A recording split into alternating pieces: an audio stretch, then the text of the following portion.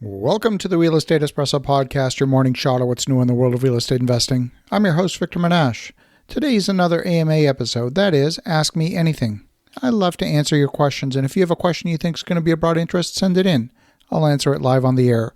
Send your questions to victor@victorjm.com. That's victor@victorjm.com. Today's question comes from Ken in Idaho. He asks, I have a property that's zoned rural and I'm considering developing it for residential. I understand I need a zoning change in order to build what I want, but I'm confused about terms like the official plan and the neighborhood plan and how they affect the zoning.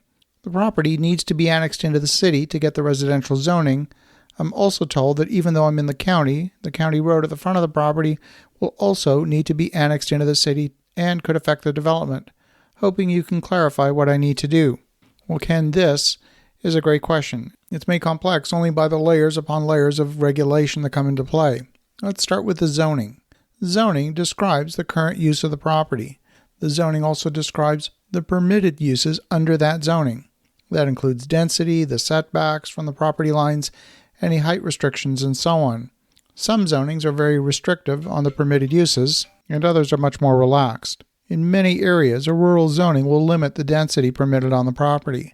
They'll also usually have a large minimum lot size, which is designed to discourage subdivision of the land into tiny parcels. But a rural zoning will also allow for many different uses. You might be restricted to a single-family home on the property, but may be permitted several auxiliary buildings like a barn or a shed. You might also be allowed to run certain types of businesses out of a rural property like a dog kennel or a veterinary clinic or a nursery. These will all be spelled out in the zoning code for your specific zoning designation. As long as you build what's allowed within the current zoning code for that property, subject to getting a building permit, of course, you're said to be building by right. You don't need to ask permission beyond just getting a building permit. The official plan for the city says what the city planners and the city council have determined would be preferred for that land in the future. They're not forcing the land use to change to that in the official plan, but they're saying this is what we would like to see here in the future. So if the current zoning is rural and the official plan calls for residential, then when you go to apply for a zoning change to residential, you point to the official plan, say that your zoning request is in line with the official plan, and the city should grant the zoning amendment with little to no objection. But if the official plan for the region calls to build, say, light industrial, and your hope is for residential subdivision, then you might be called upon to request an amendment to the official plan in addition to requesting a zoning amendment. To make matters even more complicated, some areas have additional overlay plans. For example, a specific neighborhood could have a secondary overlay plan that's specific to the neighborhood and it's managed by the local community association. Sometimes the neighborhood may have a historic component or large mature trees.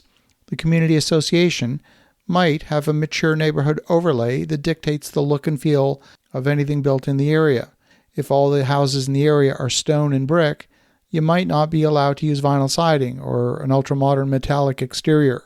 And then finally, you've got to consider a specific situation where there's a separate level of government having jurisdiction of the road.